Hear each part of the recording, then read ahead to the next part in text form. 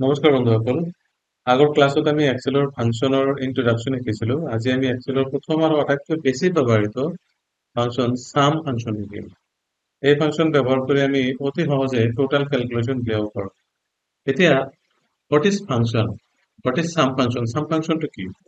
Actually চাম function হৈছে এক্সেলৰ এটা বিল্ডিং ফাংচন, যাৰ সহায়ত আমি একাধিক সংখ্যাৰ যোগফল এটা ক্লিকতে কেলকুলেশ্যন কৰিব পাৰি।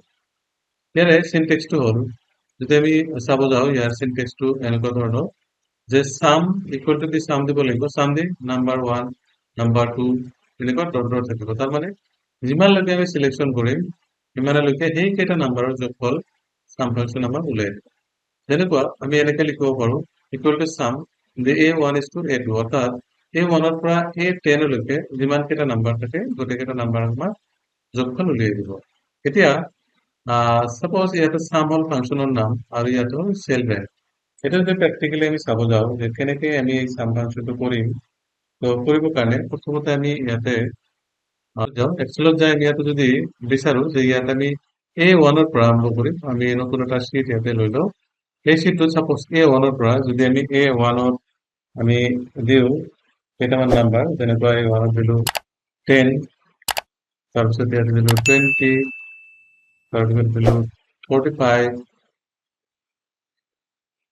92। ইয়াতে এইকেইটা নাম্বাৰৰ যোগফল আমি ইয়াতে টোটালটো উলিয়াব পাৰিম। তো টোটালটো উলিয়াবৰ কাৰণে কি কৰিব লাগিব? নৰ্মেলি আমাৰ ইয়াতে ইকুৱেল চাইন এটা দিব লাগিব। তাৰপিছত আমি দিম চাম। চাম ফাংচন লিখাৰ লগে লগে ইয়াতে চাওক চাম ইয়াতে লিখা আছে add all the number in a range of cell, ইয়াতে কিন্তু লিখা আছে ধুনীয়াকে।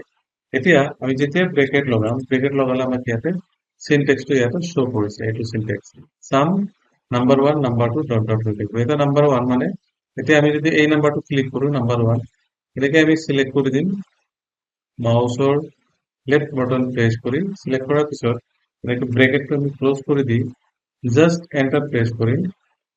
এন্টাৰ প্ৰেছ কৰিম, ইয়াতে টোটাল নাম্বাৰটো ওলাই আহিছে। এইটো হ'ল টোটাল নাম্বাৰ। তো এটাকে আমি টোটাল নাম্বাৰটো ইয়াতে উলিয়াব পাৰিলো। টোটাল নাম্বাৰ হ'ল 490।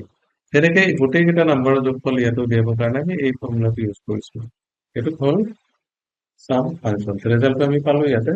সিমিলাৰলি যদি আমি ইয়াতে আৰো এটা কৰিব যাওঁ, সাপোজ আমি ইয়াতে এটা লৈছো আগতীয়াকে যে ইয়াতে দিয়া আছে subject English, math, science, social, computer, গোটেই এটা মার্ক ইয়াতে দিয়া আছে। তেতিয়াহ'লে টোটাল মার্কটো আমি কেনেকে পাম?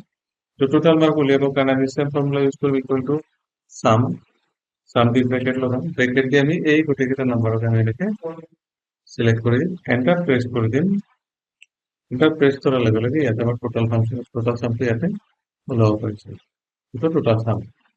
আৰু বেলেগ ধৰণে আমি কেনেকৈ ওলাব পাৰোঁ? বেলেগ মেথড আছে সাম ইকুৱেল টু A1। সাপোজ ইয়াতে আমি এই সেম ফাংচনটো এটা এটা কৰি দিব পাৰোঁ। যেনেকুৱা আমি যদি ইকুৱেল টু ইয়াতে দিওঁ, কাউণ্ট কৰি লওঁ, ইয়াতে সাপোজ ইকুৱেল টু দিলোঁ, ইকুৱেল টু দি ইয়াতে আমি সাম দিলোঁ, সাম দি ব্ৰেকেট দিলোঁ, ব্ৰেকেট দি আমি এই নাম্বাৰ কেইটা দিব পাৰোঁ। যেনেকুৱা এইটো কিমানত আছে B4, আমি যদি এনেকে দিওঁ B4, B5, B6, সরি ইয়াতে কমা দিব লাগিব। তাৰপিছত আমি এইটো কমা দি তাৰপিছত দিম আমি এইটো B7,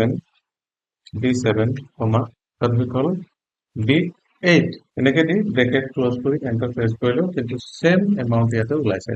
তো এনেকে এটা বেলেগ মেথডত ওলাব পাৰি। আৰু এটা মেথড আছে শৰ্টকাট মেথড। শৰ্টকাট মেথড কেনেকুৱা? সাপোজ ইয়াতে আমি এইটোত আমাক টোটালটো লাগে, এইটো টোটালটো লাগিলে আমি কি কৰিব লাগিব?